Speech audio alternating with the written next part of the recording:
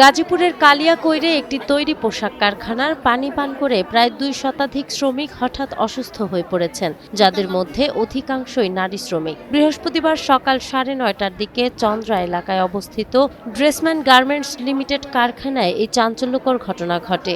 অসুস্থদের দ্রুত উদ্ধার করে উপজেলা স্বাস্থ্য কমপ্লেক্স সহ বিভিন্ন হাসপাতালে ভর্তি করা হয়েছে।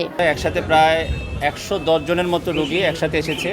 তাদের কাছে যে শুনেছি, এটা খাবার পানি খাওয়ার পর থেকে তারা পেটে ব্যথা এবং শ্বাসকষ্ট অনুভব করেছে, এবং আসার পরে আমরা আমাদের হাসপাতালে সব রোগীকে প্রাথমিক চিকিৎসা দিয়েছি এবং সমস্ত ওষুধ হাসপাতাল থেকে আমরা সাপ্লাই দিয়েছি।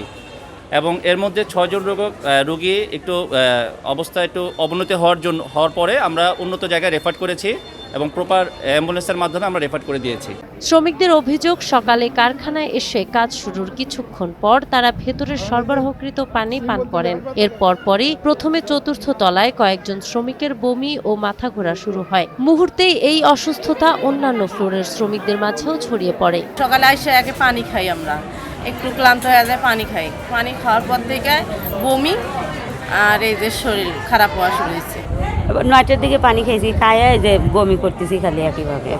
পানি খাওয়ার পরে থেকে এই অবস্থা হয়েছে, পরে বমি আর পেট ব্যথা আর কিছু না। তবে কারখানা কর্তৃপক্ষ দাবি করছে তাদের পানিতে কোনো সমস্যা নেই। পরিস্থিতি নিয়ন্ত্রণে তাৎক্ষণিক কারখানা ছুটির ঘোষণা করা হয়। অসুস্থ হওয়ার কারণ আপনারা সবাই জানেন যে গত 2 দিন যাবতেই যে পানির যে জলাবদ্ধতাটা আছে, সেই জলাবদ্ধতাটা আমার ওয়ার্কাররা অনেকেই আছে আমার ফ্যাক্টরির আশেপাশেই থাকে। সো ওদের মানে ওয়াটার সেফটি কতটুকু ছিল, কি করছে না করছে, সেটা আমার একটা জাস্ট সন্দেহ। আমি তো নিশ্চিতভাবে বলতে পারছি না যে কি হয়েছে। খবর পেয়ে ঘটনাস্থল পরিদর্শন করেছে উপজেলা প্রশাসন। তিনি জানান, কারখানার পানি সংগ্রহ করে পরীক্ষার জন্য জনস্বাস্থ্য প্রকৌশল অধিদপ্তরের মাধ্যমে ঢাকায় পাঠানো হয়েছে। আমি নিজে যেই পানি সংগ্রহ করে আনি, আনসার সদস্যরা ছিল সাথে, এবং পানি সংগ্রহ করার পর আমরা আমাদের যে জনস্বাস্থ্য প্রকৌশলী আছে তার মাধ্যমে এটা ঢাকায় পানি প্রেরণ করি। তো আমি যতটুকু খবর পেয়েছি তা পানি খেয়ে অসুস্থ হয়েছে।